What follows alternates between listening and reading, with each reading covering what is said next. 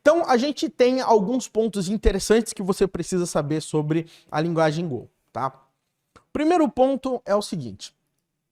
Existe um conceito muito conhecido para quem trabalha com computação, que é concorrência, deixa eu escrever aqui, concorrência e paralelismo, tá? Muita gente, tá, parte do princípio que isso é a mesma coisa, mas não é, legal?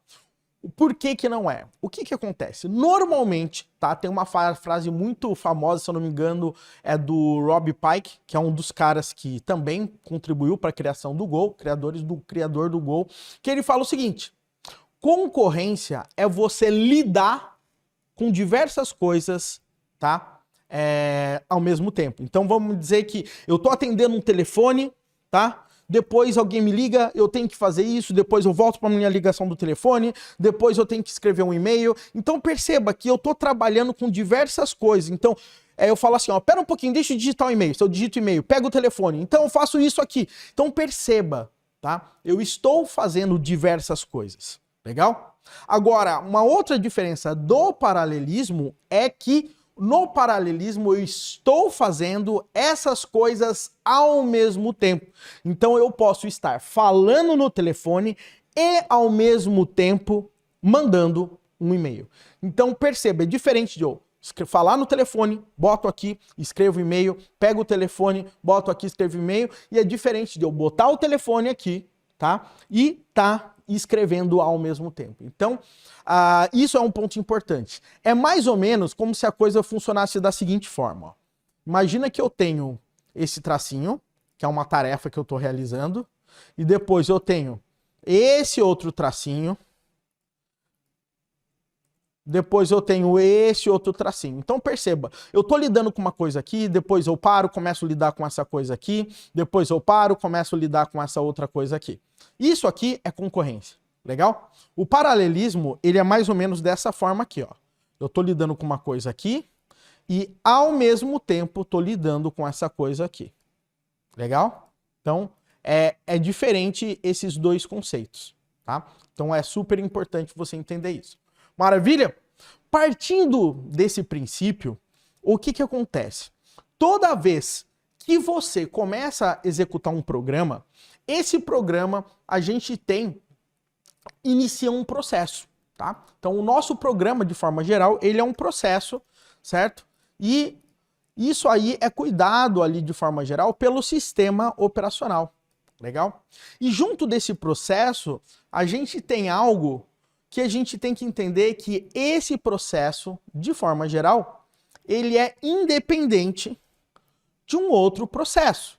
Então, por exemplo, por padrão, tá? Eu não consigo fazer que o processo 1 consiga interferir, por exemplo, no espaço de memória do processo 2. Então, vamos imaginar que eu tenho aqui, ó, eu estou falando que A é igual a 10, tá?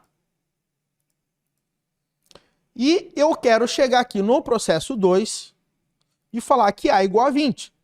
O grande ponto é que, nesse caso, existe um A, que é diferente no processo 1, e existe um outro A, que é diferente aqui no processo 2. Opa, fiz besteira aqui. Mas eu acho que deu para você pegar a ideia, né? Então, o que que acontece? Um processo, ele não compartilha, tá, a memória com outro processo. Obviamente, existem algumas coisas que é chamado de Inter-Process Communication, tá? Que eu acho que é IPC, que faz com que você até compartilhe, mas isso aí é uma outra história, legal? Mas por padrão, um processo não compartilha a memória com outro processo. Então, quando você tem um processo, é alocado ali um endereço de memória, um espaço ali para você conseguir trabalhar e etc. Legal? Por padrão, toda vez que você cria um processo, juntamente com ele, você tem algo que a gente chama de thread. Thread, basicamente, é um fio de execução. Fala assim, ó, executa isso, depois executa isso, depois executa isso. Então, isso que a gente tem quando a gente está trabalhando com um processo. A gente tem algo que a gente chama de thread. Legal? Agora, o que que acontece aqui nessa thread? Vamos imaginar que quando eu estou rodando o meu processo, eu quero fazer as coisas de uma forma um pouquinho mais rápidas, tá? Então, Opa, o que está acontecendo aqui? Eu quero fazer essa parada de uma forma um pouquinho mais rápida. Opa, agora eu entendi o que está rolando aqui.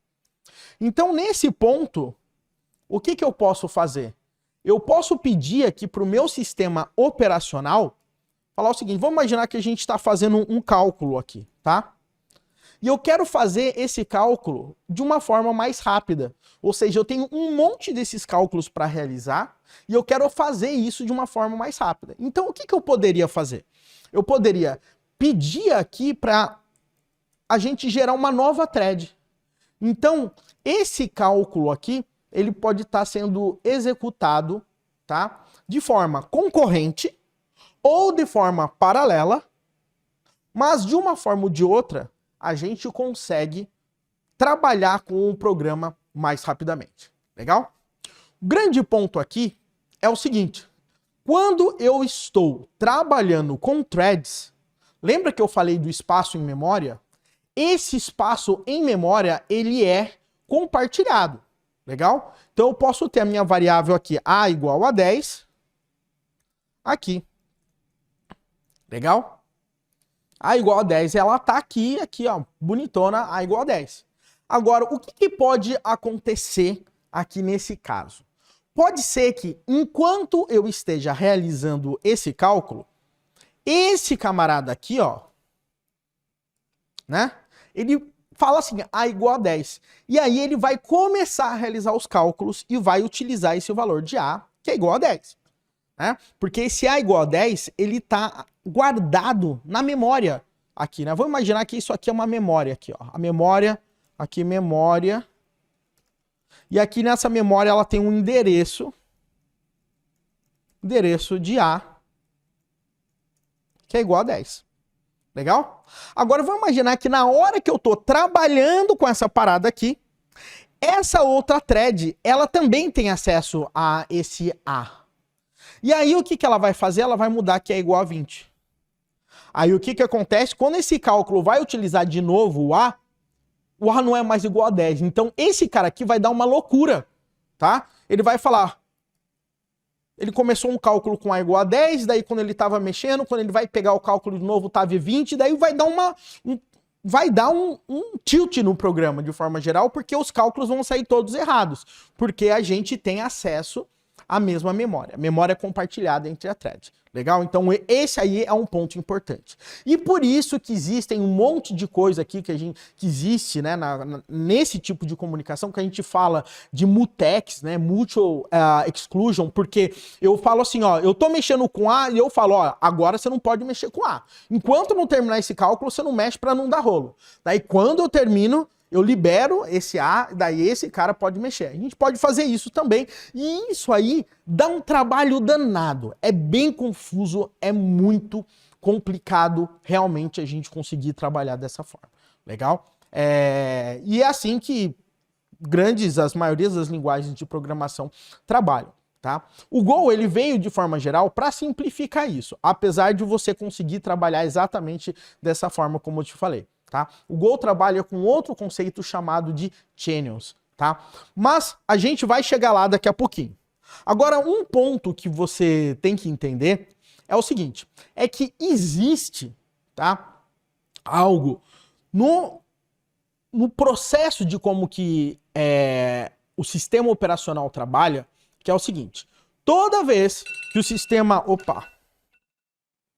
O despertador tocando aqui. Toda vez que o meu sistema operacional ele começa a trabalhar, né, e ele gera uma nova thread, isso aqui é alocado 1 mega de memória, tá?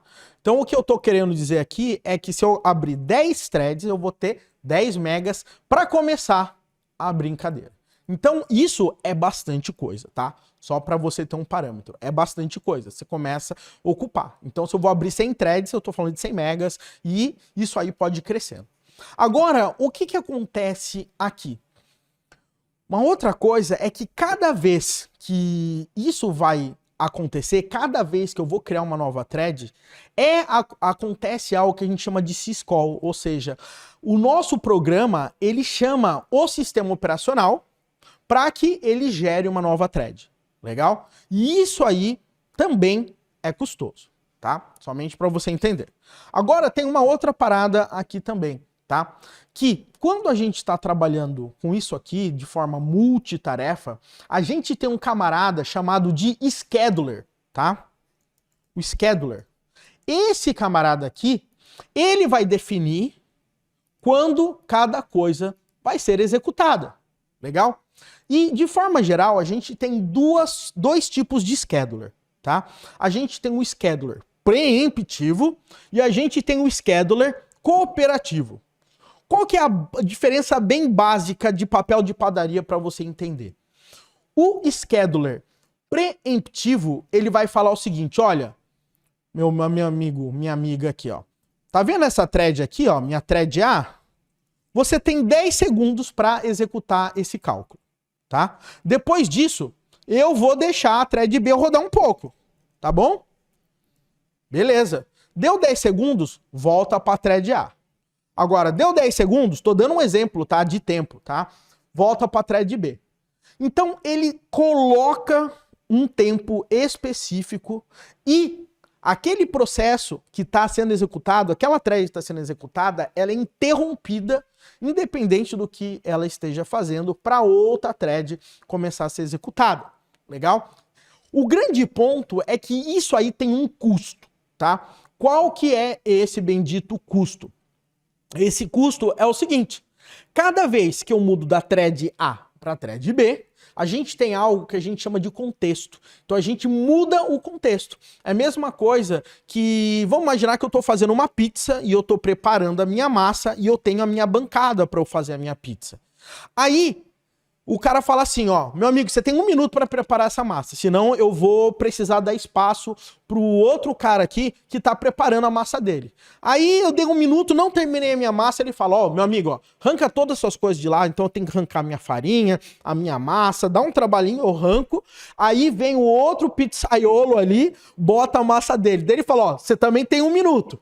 Aí deu 1 minuto, ele fala, cara, para, arranca tudo, daí o outro cara fala, ó, vem agora com as suas coisas, você tem 1 minuto. Ele fica mudando isso aí. E obviamente que essa mudança de contexto também tem um preço. Legal? E a gente, no Scheduler, a gente tem outra forma de a gente trabalhar também, que é a forma cooperativa. O que é a forma cooperativa de forma geral? Tá? A forma cooperativa, ela funciona da seguinte forma. Ele fala assim, ó, trabalha, tá? Pizzaiolo, você vai fazer o seguinte, monta a sua massa aí e o outro cara tá esperando, tá? Daí eu começo a montar a minha massa e eu termino a minha massa. Só depois que eu terminar a minha tarefa, o outro cara vai vir aqui e começar a tarefa dele. Porém, existem normalmente algumas condições, que são o seguinte, eu tô terminando a minha massa, mas eu tenho que esperar essa massa crescer. Então eu tô bloqueando a minha tarefa e eu tô ficando parado aguardando alguma coisa acontecer. Nesse momento que eu tô aguardando, o meu scheduler pode me arrancar daqui para esperar e o outro cara pode começar. Então a forma cooperativa, ela trabalha diferente da preemptiva. Ela tem essa vantagem, tá? De você não ficar interrompendo. Por outro lado, uma thread, ela pode meio que querer monopolizar a nossa mesa e fazer com que outras threads que também tenham, de certa forma, prioridade, ficarem esperando. Legal? Então, isso aí é um ponto importante que a gente tem que entender. Ok? Agora, outra coisa, que é um outro conceito importante, que é como o Go trabalha. Legal? O Go, por padrão, ele trabalha, tá, de forma cooperativa, tá? Porém, ele trabalha de uma forma um pouco diferente nessa parada das threads, tá? Por quê? Essas threads aqui, elas são geradas pelo sistema operacional. Legal? É o sistema operacional que gera essas nossas threads. Legal? Essa thread aqui, ó, é gerada pelos SO, pelo sistema operacional. Tá? Aqui, ó, setinha, bonitinha. Agora, no caso do Go, o Go, ele tem uma parada que é o runtime. O que é o runtime? Vou imaginar que ele é um monte de biblioteca que tem todo o código do Go ali, tá? Então o Go tem o runtime dele. E nesse runtime do Go, eles falaram o seguinte, poxa, vamos fazer uma parada top, tá? Que é o seguinte, eu tenho o meu runtime e eu tenho o código do meu programa Go, tá? Eu vou colocar aqui, ó, meu código que eu faço.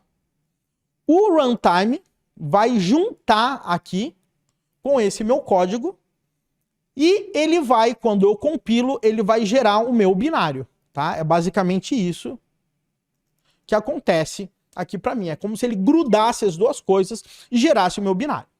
O grande ponto é que a galera que fez o Go, eles resolveram fazer algo um pouquinho diferente em relação a essas threads. Eles resolveram fazer o seguinte, olha, ao invés de cada thread eu chamar o sistema operacional, eu vou fazer o seguinte, eu vou ter o meu próprio scheduler e eu vou criar as minhas próprias threads, tá? Então, o Go, ele também trabalha com threads, mas quem gerencia essas threads, tá? É o próprio runtime, tá? Então, a gente chama essas threads de threads em userland, ou a gente chama essas threads de green threads, tá? Do nome que você queira chamar. O importante é você entender, tá, que esse tipo de thread é gerenciado pelo runtime. E aí, nesse caso, o que vai acontecer? Não é realizado uma chamada para o SO, que isso acaba saindo mais barato. Além disso, tem uma outra vantagem, que uma thread no Go, tá? Ocupa muito menos do que 1 mega.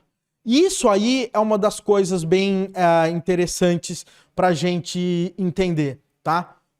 Então, quando a gente está pensando dessa forma, a gente tem que se ligar que as threads do Go, ela nos ajuda demais, porque a gente não demora, de forma geral, não sei nem porque eu mudei de tela. A thread no Go, ela ocupa 2K. Legal? De memória. Então, o que acontece?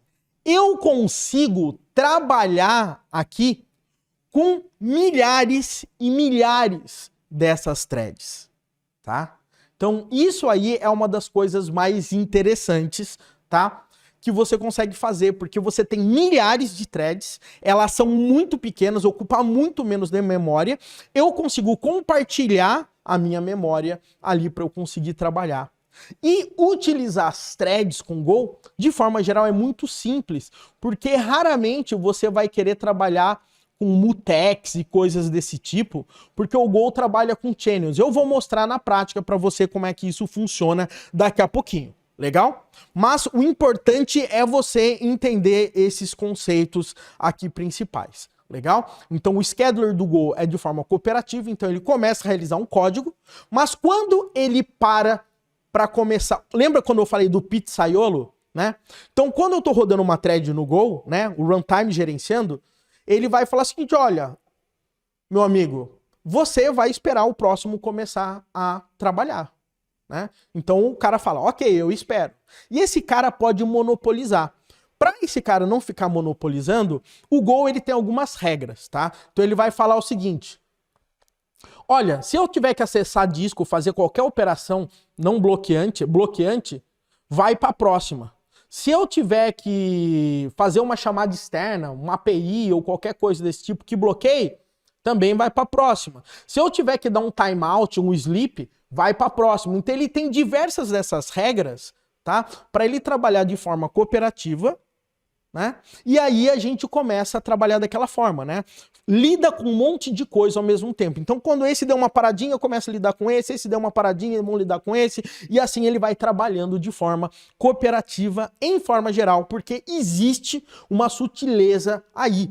Porque o Go também consegue trabalhar em alguns aspectos de forma preemptiva. E a gente vai falar isso daqui a pouco também. Lembra? Preemptiva é quando ele dá um tempo específico para cada processo, para cada thread que vai ser executado ali. Legal?